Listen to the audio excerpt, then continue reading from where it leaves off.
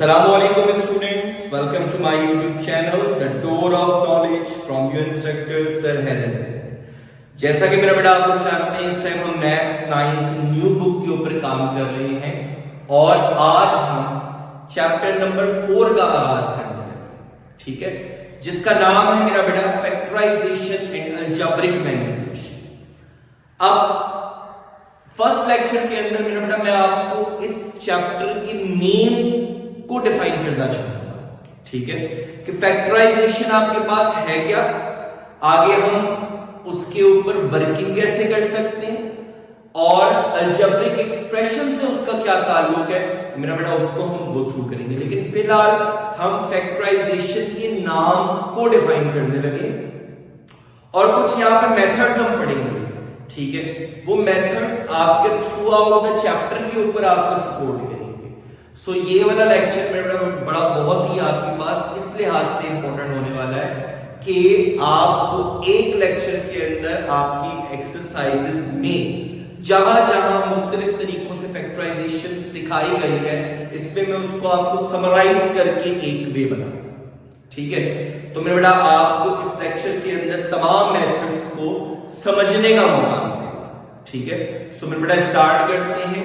सबसे पहले हम फैक्टराइजेशन की डेफिनेशन को देखते हैं कि डेफिनेशन ऑफ फैक्टराइजेशन क्या है। अब मेरा बेटा अगर हमें एक अलजेब्रिक एक्सप्रेशन दी है, ठीक है, और उसको हमें इन टर्म्स ऑफ फैक्टर्स कन्वर्ट करना है, ठीक है। सो मेरा बेटा अगर हम इसको डिफाइन करें तो हमारे पास एक अगर अलजेब्रिक एक्सप्रेशन है, ठीक है, और हमने इसको किस में कन्वर्ट करना है, फैक्टर्स की फॉर्म में। तो वो जो फैक्टर्स हम बनाते हैं वो जो हमारे पास स्टेटमेंट आती है उसको हम बोलते हैं फैक्टराइजेशन, ठीक है, इस प्रोसेस को। और जो आउटपुट हमें मिलती है डेफिनेटली हम उसे क्या कहेंगे, these are the factors. Just like मेरे बेटा आपके सामने फार्मूला देखो लिखा a² + b² + 2a, ये आपके पास एक अलजेब्रिक एक्सप्रेशन, ठीक है। अब ये फार्मूला सारे बच्चे जानते हैं कि ये आपके पास a² + b² + 2ab किसके बराबर होता है। अब ये अलजेब्रिक एक्सप्रेशन है। अब ये एक्सप्रेशन क्यों है, क्योंकि यहाँ पे वेरिएबल्स हैं, पावर्स हैं और अब अरिथमेटिक ऑपरेशन से इनको ज्वाइन किया। अब that is equals to a + b का होल स्क्वायर। अब a + b के होल स्क्वायर का मतलब क्या है, a + b एक फैक्टर है और स्क्वायर रिप्रेजेंट कर रहा है फैक्टर दो दफा। इसी तरीके से मेरे बेटा अगर हम a + b की होल क्यूब देखें that is a³ + b³ + 3a² b + 3ab²। अब अगेन देखो ये एक एक्सप्रेशन आपके पास वेरिएबल, कोएफिशिएंट्स, कांस्टेंट्स और पावर से मिलकर बनी, that is equals to a + b whole cube. मतलब आपके पास a + b एक फैक्टर है और वो 3 दफा रिपीट हो रहा है, ठीक है। तो that is the algebraic expression to factorisation conversion, जिसपे हमने in terms of factors represent की अपनी अलजेब्रिक एक्सप्रेशन को। सो मेरे बेटा मेथड्स की तरफ बढ़ते हैं। पहला मेथड हम देखते हैं that is the prime factors. अब प्राइम फैक्टर्स की मदद से मेरे बेटा हम फैक्टराइजेशन को कैसे अटेम्प्ट करते हैं, अब हम सबसे पहले उसको सीखते हैं।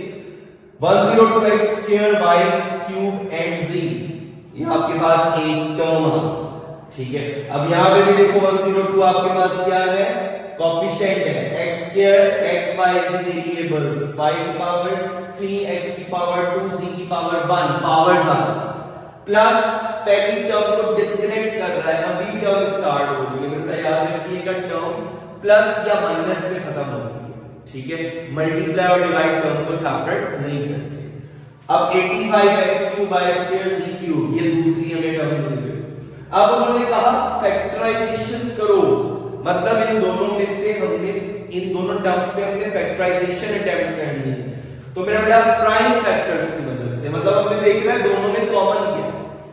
अब मेरा बेटा अगर हम 102 को लिखना चाहें, 102 का मेरा बेटा एलसीएम लो, 2 से करेंगे 51 को मेरा बेटा 3 से डिवाइड किया 17 और 17 आपके पास एक प्राइम नंबर, ठीक है। इसका मतलब है हम 102 को मेरा बेटा कैसे मेंशन कर सकते हैं, 2 × 3 × 17, ओके। x² का क्या मतलब है, x दो दफा, x × x। y³ का क्या मतलब है, y 3 दफा, y y y और z एक दफा, ठीक है, सॉरी मल्टीप्लाई हो रहा है तो हम डॉट्स लगा के मल्टीप्लाई शुरू कर देंगे। अब अगली टर्म जैसे ही प्लस आया अगली टर्म की बारी आ गई 85 का वैसे ही एलसीएम लेना 5 into 17 आ जाएगा, okay, and then x cube मतलब x 3 दफा, y स्क्वायर y 2 दफा, z3 मतलब z 3 दफा। अब मेरा बेटा देखो दोनों में कॉमन क्या है। अब ये जो काम हमने किया है इसको बोलते हैं प्राइम फैक्टर्स की फॉर्म में लिखना, ठीक है। 102 के प्राइम फैक्टर्स कौन से हो गए 2 3 7, 85 के प्राइम फैक्टर्स क्या हो गए 5 और 17, बाकी हमने पावर के लिहाज से उसको सेपरेट करके लिख दिया। अब इन दोनों में मेरा देखो कॉमन क्या है 17 जो दोनों टर्म्स में मौजूद है, उसके बाद x यहां 2 दफा यहां 3 दफा, तो कॉमन कितनी दफा हो गया दोनों में 2 दफा, y ऊपर 3 दफा यहां 2 दफा, दोनों में कॉमन कितनी दफा हो गया 2 दफा, z ऊपर 1 दफा नीचे 3 दफा, दोनों में कॉमन कितनी दफा मौजूद है 1 दफा, ठीक है। अब मेरा बेटा बाकी क्या बचा, अब यहां पे देखो हमारे पास क्या बचा 2 और 3 बच गया क्योंकि 17 को कॉमन ले चुके हैं, 2 3 सा क्या हो गया 6, 2x ऑलरेडी कॉमन ले चुके हैं x खत्म, y 3 थे 2 कॉमन ले चुके हैं 1 y बच गया, z था ही 1 कॉमन आ चुका है खत्म। अगली टर्म पे देखो यहां पे मेरा 17 कॉमन लिया था 5 बच गया, x यहां पे 3 है 2 दफा कॉमन आ चुके हैं 1 दफा आ गया, y 2 ही थे आपके पास यहां पे तो वो 2 कॉमन आ चुके, z यहां पे हमारे पास 3 है 1 दफा कॉमन आया है, पीछे कितनी दफा बचा z स्क्वायर। सो मेरा बेटा ये जो हमने स्टेटमेंट लिखी जिसपे हमने जो कॉमन टर्म्स थी कॉमन फैक्टर्स थे उनको एक्सट्रैक्ट कर लिया, लेकिन जब हम इन दोनों को दोबारा मल्टीप्लाई करेंगे 17x square y square z को 6y के साथ ये बन जाएगा, 17x square y square z को जब हम 5x z स्क्वायर से मल्टीप्लाई करेंगे तो हमारे पास ये टर्म दोबारा आ जाएगा, ठीक है। So that is the factorisation by prime factors, okay, just taking the common from 2 और 3 जितनी भी टर्म्स आपको दी। अगला मेरा बड़ा कॉन्सेप्ट है जिसको हम बोलते हैं मिड टर्म ब्रेक, एक इंतहाई इंपॉर्टेंट कॉन्सेप्ट जिसके ऊपर आपकी एक्सरसाइज 4.1 में हमने प्राइम फैक्टर्स और फैक्टराइजेशन पर ही काम करना होगा, ठीक है। अब जिसको मिड टर्म ब्रेक आ गया वो मेरा बड़ा फैक्टराइजेशन की तकरीबन बेस को क्या आप 30-40% आपका काम फैक्टराइजेशन का अटेम्प्ट है, ठीक है, क्योंकि मेरा बेटा ये वो टेक्निक है फैक्टराइजेशन की जो सिर्फ 9th में काम नहीं आएगी, ये पीछा अब आपका छोड़ेगी, ठीक है। सो तवज्जो कि किस तरीके से आपने मिड टर्म ब्रेक से एक अलजेब्रिक एक्सप्रेशन को फैक्टर्स में कन्वर्ट करना है। अब मेरा बेटा यहां पे कम से कम आपकी एक्सप्रेशन क्वाड्रेटिक होनी चाहिए। अब क्वाड्रेटिक क्या होती है जिसमें वेरिएबल की हाईएस्ट पावर 2 कम से कम। अब यहां पे देखो z स्क्वायर, यहां पे z पावर 1 और ये कांस्टेंट, और आपकी अलजेब्रिक एक्सप्रेशन डिसेंडिंग ऑर्डर में अरेंज, ठीक है, मतलब पहले z स्क्वायर फिर z फिर z की पावर 0 मतलब z मौजूद नहीं है। सो बेटा देखो हमारी एक्सप्रेशन डिसेंडिंग ऑर्डर में भी मौजूद है और वेरिएबल की हाईएस्ट पावर 2 भी मौजूद है। अब हमने देखना है इसको डिमांड हमसे इसको मिड टर्म ब्रेक की मदद से सॉल्व, ठीक है। ये एग्जैक्ट बेटा आपकी एक्सरसाइज का क्वेश्चन है, ठीक, आपकी एक्सरसाइज 4.1 क्वेश्चन नंबर 1 का 7 क्वेश्चन नंबर 4 का 7 पार्ट है, हम वहां पे भी अटेम्प्ट करेंगे लेकिन आपको समझाने के लिए मैं यहां बता रहा हूं। अब हमने देखना है मेरा बेटा z स्क्वायर का कोएफिशिएंट क्या है 4 और कांस्टेंट टर्म क्या है, मतलब फर्स्ट एंड थर्ड टर्म की प्रोडक्ट मालूम करना है, तो 4 और 6, ठीक, ये आपके पास में बेटा क्या हो गया z स्क्वायर तो हो गई 4 6 क्या बन गया 24। अब मेरा बेटा ये जो हमने इन दोनों को मल्टीप्लाई किया इसका हम ले लेंगे एलसीएम, तो 24 का लो एलसीएम, ठीक है। अब 2 से डिवाइड किया हमारे पास आ गया 12, फिर 2 से किया हमारे पास 6, फिर 2 से लास्ट में 3 और 3 3 आपके पास क्या आ गया 1। अब अगर हम इसके फैक्टर्स देखें तो कौन कौन से बन गए, 2 2 2 और 3, मतलब हमारे पास कितने फैक्टर्स हो गए, 2 3 दफा है और 1 दफा 3 है, और ये 1 भी है, इसको भी हम जरूरत पड़ने पर यूज करते हैं। ठीक है, अब मेरा बेटा देखो हमने इन फैक्टर्स को, कितने फैक्टर्स हैं, 4, हमने इनको 2 फैक्टर्स, 1 तो फैक्टर है ही, उसके अलावा पहले हम कोशिश करते हैं इन 4 में हम देखें। ठीक है, इन 4 फैक्टर्स से मेरा बेटा हमने 2 फैक्टर्स डेवलप, लेकिन वो 2 फैक्टर्स ऐसे डेवलप करने कि उनका सम या डिफरेंस मिड टर्म का कोएफिशिएंट। ठीक है, तो मेरे बेटा देखो अगर हम ऊपर वाली 2 वैल्यूज ले लेते हैं, 2 2 आपके पास क्या बन गया 4 और 2 3 आपके पास क्या आ गया 6, तो फिर मेरे बेटा मुझे बताओ कि 6 और 4 ऐड करो 10, 6 में से 4 माइनस कर दो तो आपके पास 2, या 4 में से 6 माइनस कर दो तो -2, मतलब रहेगा 2, 11 तो नहीं आया। अब इसका मतलब है मेरे बेटा हमें क्या करना है, अब हम ऊपर वाले 3 कर लेते हैं, 8 2 2 2 8 और 3, अब 8 में 3 ऐड करो तो आपके पास क्या बन गया 11, और इसी तरीके से मेरा बेटा अगर हम 8 में से 3 माइनस करें तो क्या बनेगा 5। इसका मतलब है बेटा हमें यहां पे नजर आया कि अगर हम 8 और 3 लें तो हमारे पास 11 बन रहा है। ओके, तो इसका मतलब है 2 2 2 आपके पास बन गया 8 और 3। अब हम दोनों के साथ मेरा बेटा हमें क्या लगाना है, अब देखो 2 फैक्टर्स जो हमने चूज किए वो हो गए 8 और 3, ये दोनों मिलाकर 11 तो बना रहे हैं, लेकिन हमें 11 के साथ कौन सा साइन चाहिए, माइनस, तो ये तब मुमकिन है जब हम इन दोनों के साथ भी क्या लगाएंगे, माइनस। ठीक, तो मेरा बेटा अब हमने क्या सीखा कि फर्स्ट टर्म का कोएफिशिएंट और लास्ट टर्म, ठीक है, जो कांस्टेंट टर्म है, इन दोनों को मल्टीप्लाई किया, जो आंसर आया। अब अगर x² का कोएफिशिएंट होता 1 तो बेटा 1 होने दो, अब जैसे यहां पे x² से स्टार्ट हुआ तो 1 × 6 का एलसीएम लेते हैं, लेकिन अगर यहां पे 4 मौजूद है तो 4 × 6 या जो भी मौजूद है उसका एलसीएम लिया, हमें 4 फैक्टर्स मिले, हमने उन 4 फैक्टर्स से कितने फैक्टर्स बनाए, 2, 8 और 3।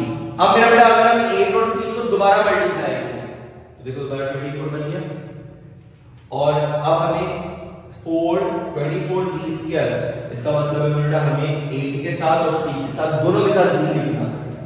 सो बाय मिड टर्म ब्रेक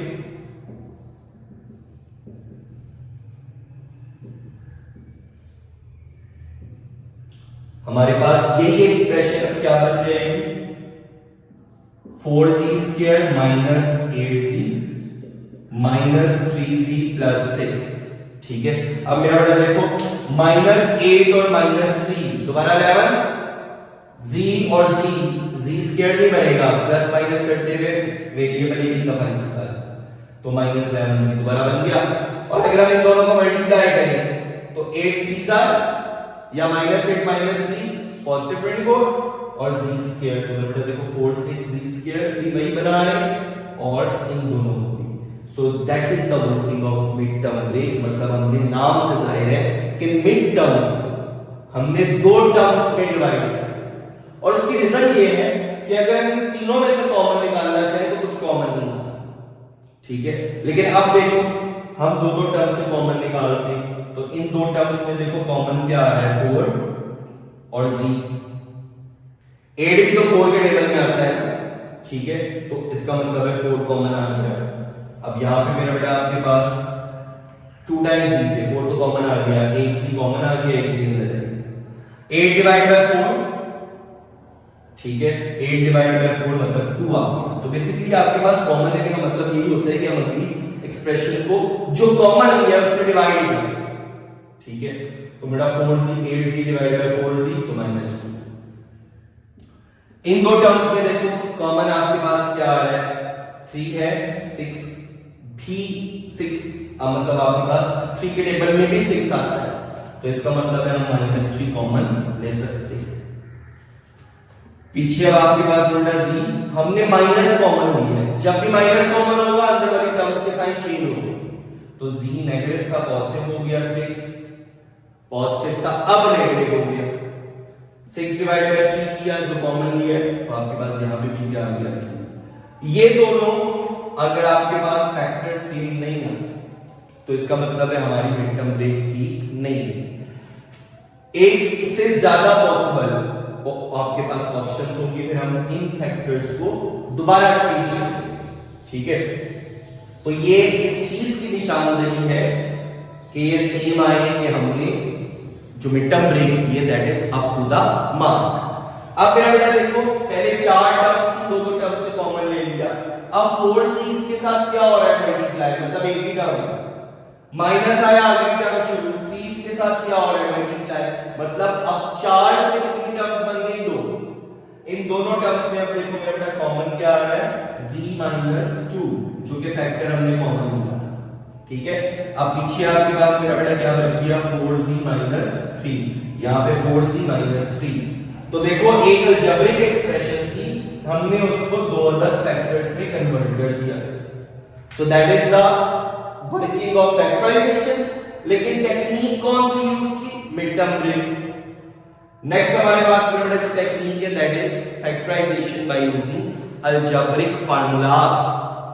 अब मोस्टली कॉमनली हम ये 6 फार्मूला यूज करते हैं और ये मेरा बेटा आपको फार्मूले आने चाहिए, फार्मूले जब तक नहीं आएंगे इसीलिए यहां पे मैंने फार्मूले मेंशन किए। जब हम एक्सरसाइज में जाएंगे तो हम इस टेक्निक को जब सीखेंगे that is the working of 4.2, तो वहां पे मेरा बेटा ये जब तक फार्मूले आप लोगों के दिमाग में क्लियर नहीं होंगे, आपको आते नहीं होंगे, तो प्रॉब्लम होगी इसकी सिंप्लीफिकेशन। तो मेरा बेटा पहला formula a + b whole square, a square + b square + 2ab। दूसरा formula a - b whole square, फर्क क्या होता है बस 2ab से पहले माइनस आ जाता है, a - b a + b whole cube, a cube + b cube + 3a square b + 3ab square. और अगर बीच में माइनस होगा तो आपके पास मेरा बेटा a cube - b cube - 3a square b + 3ab square, okay. a cube + b cube a + b * a square - ab + b square. अब यहां देखो मेरा बेटा अलजेब्रिक एक्सप्रेशन ये है और ये उसके फैक्टर्स हैं। इसी तरीके से a क्यूब - b क्यूब ये उसके फैक्टर्स आ गए। तो हम देखेंगे कि जो हमें एक्सप्रेशन दी है वो इससे लिंक कर रही है तो ये फैक्टर्स, इससे लिंक कर रही है तो ये फैक्टर्स, इससे लिंक कर रही है तो ये फैक्टर्स, और अगर इससे लिंक कर रही है तो उसके आगे उसके फैक्टर्स। तो फार्मूला होगा, जस्ट वैल्यूज चेंज होंगी, आपका काम बन जाएगा। नेक्स्ट आपके पास है bye inserting the missing term. तो मेरा बेटा एक क्वेश्चन आपके सामने लिखा है that is again the question of 4.2, लेकिन अब यहां आपको मैं समझाने के लिए इलैबोरेट कर रहा हूं। अब मेरा बेटा अगर हम यहां पे इसको सॉल्व करें, इसको हम x² का स्क्वायर लिख सकते हैं, ठीक है। अब ये सेम क्वेश्चन हमारा मिड टर्म ब्रेक से भी सॉल्व हो सकता है, लेकिन यहां पे मैं आपको इंसर्टिंग बाय मिसिंग टर्म के कांसेप्ट से सिखाना चाह रहा हूं। x² का स्क्वायर डन।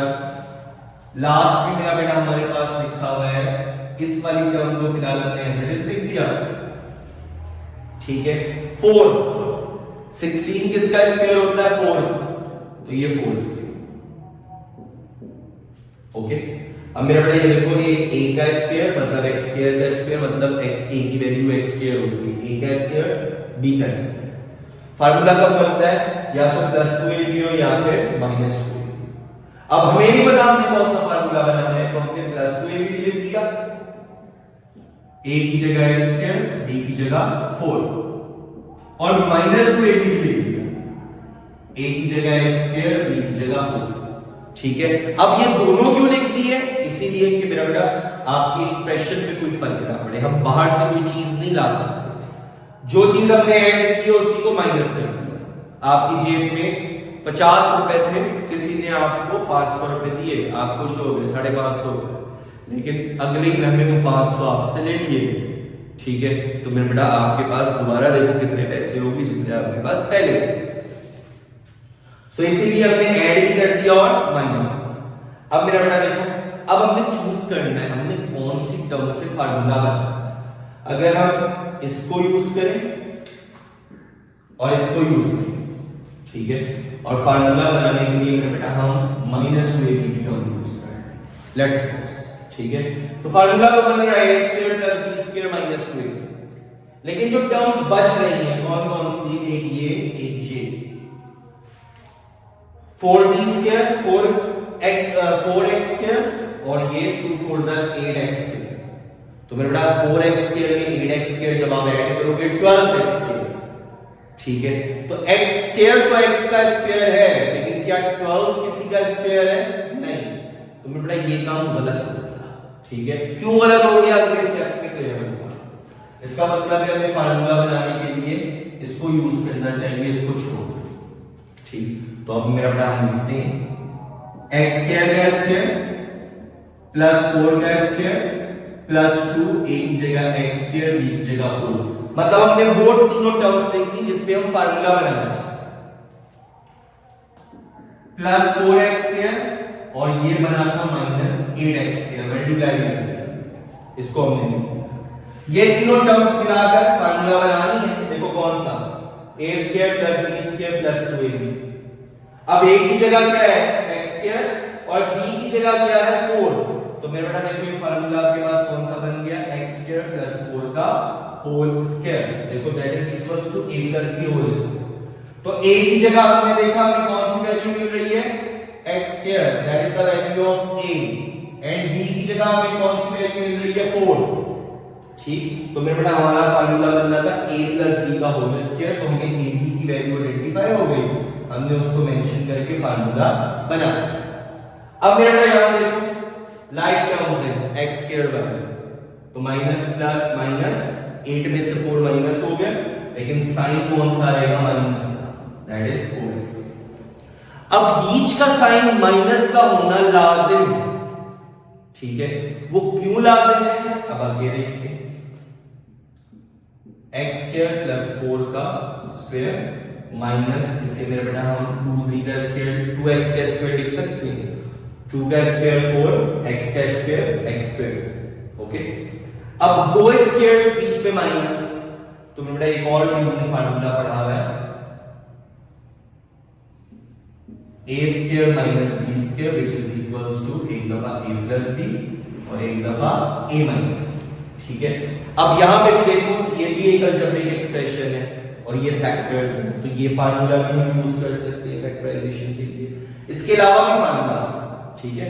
तो मेरा बेटा इसकी मदद से अगर हम देखें तो अब यहां a की वैल्यू हमें क्या मिल रही है, ये पूरी वैल्यू हमारे पास किसकी आ रही है a की, और ये वैल्यू हमें किसकी नजर आ रही है b की।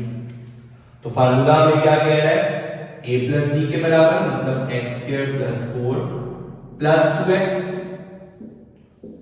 और x square plus 4 minus a minus b minus 2x। सो मेरा देखो हमारे पास एक अलजेब्रिक एक्सप्रेशन थी, उसको मिसिंग टर्म क्यों, क्योंकि फार्मूला पहले कंप्लीट नहीं था। इन दो टर्म्स में से कोई एक टर्म यूज हुई तो फार्मूला बना, और जब ये वाला फार्मूला कंप्लीट हुआ और बीच में माइनस का साइन आया और उसके बाद जो हमारी एक्सप्रेशन है वो भी किसी चीज का स्क्वायर होना चाहिए, मतलब दो स्क्वायर्स और बीच में माइनस का साइन ना आए, तो इसका मतलब है we are at wrong path, ठीक है। तो ये लाजिम है आखिरी स्टेप के लिए, जहां पे a square minus b square का फार्मूला लगाना है कि हमारे पास दो स्क्वायर्स हो और बीच में माइनस का sign. That is the last working algebraic expression in terms of factors is divided. अब मेरा बेटा हम बढ़ते हैं जो सेकंड नाम है हमारे पास चैप्टर का, जिसको हमने अलजेब्रिक मैनिपुलेशन के नाम से याद रखा हुआ है, ठीक। अब मैनिपुलेट करने का मतलब क्या होता है, मैनिपुलेट का मकसद आपके पास जो होता है, हमारे पास एक अलजेब्रिक एक्सप्रेशन है, हम उसके ऊपर फर्दर कोई वर्किंग कर रहे हैं, ठीक है। जैसे हम उसके अंदर मौजूद कॉमन फैक्टर्स देख रहे हैं, HCF देख रहे हैं, उसमें मौजूद हम HCF देख रहे हैं, या उसके ऊपर हम कोई अलजेब्रिक ऑपरेशंस अप्लाई कर रहे हैं, प्लस माइनस मल्टीप्लाई कर रहे हैं, ठीक है। मतलब हम अलजेब्रिक एक्सप्रेशन के ऊपर फर्दर कोई एक्शन अटेम्प्ट कर रहे हैं, तो उसको हम बोलते हैं मैनिपुलेट कर रहे हैं, जांच पड़ताल कर रहे हैं, आया कि उसके ऊपर ये फंक्शंस या ऑपरेशंस अप्लाई हो भी सकते हैं या नहीं हो सकते, ठीक है, स्क्वायर रूट मालूम कर रहे हैं। ये सारे वो नाम हैं जो आप लोगों ने मैथ्स के अंदर ऑलरेडी सुने हुए, ठीक है। तो अब हम अलजेब्रिक एक्सप्रेशन के ऊपर देखते हैं। जैसे पहली चीज है हमारे पास एचसीएफ। अब मेरे बेटा देखो, अगर हमारे पास यही क्वेश्चन अगर हम लें, ये जो सामने बोर्ड पे मैंने लिखा हुआ है आपके सामने, ठीक है। अब इसके प्राइम फैक्टर्स भी हमारे पास मौजूद हैं, डन। अब अगर मैं इसका एचसीएफ मालूम करना चाह रहा हूं, तो एचसीएफ का मतलब आपके पास क्या होता है मेरे बेटा, कॉमन,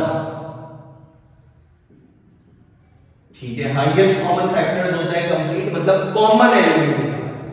तो मेरे बेटा देखो, इसमें से हमने कॉमन क्या निकाला हुआ था, ये हमारे पास आया हुआ था कॉमन, ठीक है। सो इसी को मेरा बेटा एचसीएफ बोलते हैं, जो कॉमन था। तो इसका हमारे पास कॉमन क्या आ गया, 17 x square y square z, ठीक है।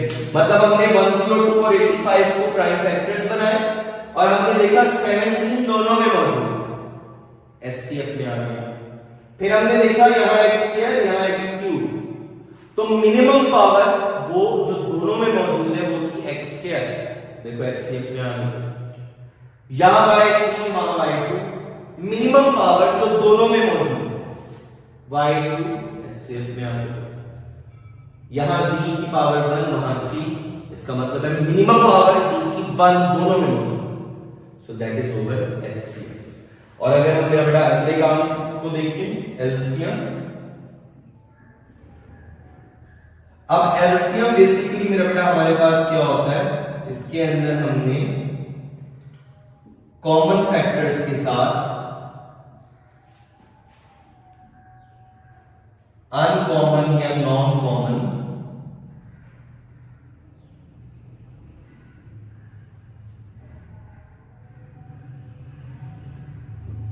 फैक्टर्स को भी मल्टीप्लाई करना, ठीक है, जो कॉमन नहीं है। तो बेटा कॉमन फैक्टर्स तो हमें नजर आ रहे हैं, क्या है, 17 x square y square z। अब अगर हम अनकॉमन निकालें तो यहां देखो 2 और 3 का, और नीचे 5 है।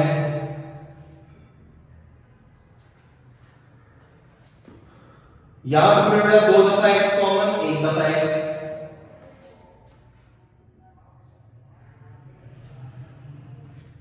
y यहां 3 दफा, यहां 2 दफा, यहां पे 1 एक्स्ट्रा, z यहां 1 दफा, यहां 3 दफा, इसका मतलब 1 दफा तो कॉमन आ चुका, 2 दफा एक्स्ट्रा है, ठीक है। सो मेरा बेटा देखो, ये हमारे पास कॉमन फैक्टर्स है और वो हमारे पास अनकॉमन। अब जब हम इनको मल्टीप्लाई करेंगे तो that is your 3 multiply by 17 5 10 और 51 हो गए, और 2 मल्टीप्लाई बाय 5 कितने हो गए, 10। सो मेरे बेटा हमारे पास आंसर क्या आ गया, 5, ठीक है। तो जब हमने 17 multiply by 2 multiply by 3 multiply by 5 किया, 5 10, x स्क्वायर को जब x से मल्टीप्लाई किया, x की पावर 3, y स्क्वायर को जब y से मल्टीप्लाई किया तो y की पावर 3, और z को जब z स्क्वायर से मल्टीप्लाई किया तो z की पावर 3, ठीक है। अब यहां देखो पावर्स के लिहाज से एचसीएफ के अंदर वो पावर्स लिखते हैं जो दोनों में मिनिमम कॉमन, और एलसीएम के अंदर वो पावर लिखते हैं जो दोनों में से किसी एक में भी हाईली मौजूद। तो यहां देखो x की पावर 3, यहां x2 था, यहां x3, तो हाईली क्या है, x3 आ गया। y3 यहां y2 यहां y3, हाईली क्या है, y3 एलसीएम में मौजूद। यहां z की पावर 1 वहां z की पावर 3, हाईली पावर क्या है जो किसी एक टर्म में भी मौजूद है, that is z3, okay. So that is the working of HCF and LCM, जिसको हम अलजेब्रिक मैनिपुलेशन के जुमरे में याद रखें। एंड द लास्ट थिंग जो हमसे पूछी जाती है मेरे बेटा, एचसीएफ के कुछ मेथड्स हैं, जिनमें से एचसीएफ बाय फैक्टराइजेशन भी होती है, एचसीएफ बाय डिवीजन भी होती है, ठीक है। और division of algebraic expressions junior classes में बेटा हमने पढ़ी है, यहां पे भी हम करेंगे तो आपको क्लेरिफाई होगा। स्क्वायर रूट रहेगा, अब स्क्वायर रूट में मेरा बेटा अगेन स्क्वायर रूट को मालूम करने के हमारे पास दो मेथड्स डिमांडेड होंगे। उन्होंने कहा होगा बाय फैक्टराइजेशन करो, तो फैक्टराइजेशन की कोई टेक्निक लगानी पड़ेगी, चाहे वो प्राइम फैक्टर्स की हो, मिड-टर्म ब्रेक की हो, फार्मूले की हो, ठीक है। तो जब हमारे पास फार्मूलों की मदद से या किसी भी टेक्निक की मदद से हमें फैक्टर मिल जाएगा और वो स्क्वायर्ड फैक्टर होना चाहिए, ठीक है। तो मोस्टली हम इन दो की मदद से ही काम करेंगे, तो तभी हमें स्क्वायर फैक्टर मिलता है, ठीक। या मिसिंग टर्म है तो मिसिंग टर्म से करने के बाद हम एंड पे स्क्वायर बनाएंगे, क्योंकि स्क्वायर होगा तो हम स्क्वायर रूट लेंगे, ठीक है। जब आखिरी में लास्ट में अलजेब्रिक एक्सप्रेशन स्क्वायर की फॉर्म में मिलेगी तो हम आखिरी काम क्या करेंगे, स्क्वायर रूट लेंगे, स्क्वायर से स्क्वायर रूट कैंसिल हो जाएगा, ठीक है। सो मैं बड़ा या डिवीजन की मदद से भी हम काम करेंगे। तो ये हमारे पास 4.3 की वर्किंग है। तो जैसे जैसे अब हम एक्सरसाइज को करेंगे तो हमें क्लियर होता रहेगा। मेन मकसद आपके पास ये था कि आपको एक लेक्चर के अंदर जितने मेथड्स फैक्टराइजेशन के हमने पढ़ने आपको वो मैं समराइज करके मेथड्स बता, ठीक है। फिर ग्रेजुअली जैसे जैसे हम एक्सरसाइज अटेम्प्ट करेंगे वहां पे हम बारी बारी हर मेथड को डिटेल से उसके कई सारे पार्ट्स करेंगे, ठीक है। सो मेरा ये लेक्चर बहुत इंपॉर्टेंट है। चैप्टर नंबर 4 की इब्तदा की है, उसकी बेस पढ़ी है। इस लेक्चर को अगले लेक्चर्स को समझने से पहले मस्त देखिएगा, प्रैक्टिस कीजिएगा और एक दफा बुक से गो थ्रू कीजिएगा एग्जांपल्स। तो मेरा ये लेक्चर आपको 4 चांद लगा देगा आपके कॉन्सेप्ट को। सो नेक्स्ट लेक्चर में मिलते हैं जहां 4.1 एक्सरसाइज स्टार्ट करेंगे और थोड़ा सा हम इंट्रो भी पढ़ेंगे फैक्टराइजेशन का जो आपकी किताब पर लिखा है, ठीक है। So stay connected. जिन बच्चों ने स्टिल आप लोगों का मेरा अपना चैनल है, वहां से आप सीख रहे हो, फायदा उठा रहे हो, तो मेरा अपने दोस्तों को, अपने फैमिली मेंबर्स को भी मस्त बताओ और ताकि वो भी चैनल को सब्सक्राइब करें। अगर आपने नहीं किया तो आप भी सब्सक्राइब करो, बेल आइकन टैप करो ताकि मेरे अगले लेक्चर्स आप लोग फुली इन्फॉर्म्ड हो। सो नेक्स्ट लेक्चर में मिलते हैं जहां पे हम 4.1 स्टार्ट करेंगे। तब तक के लिए मेरा अपना ख्याल रखिएगा। Stay connected. अल्लाह हाफिज।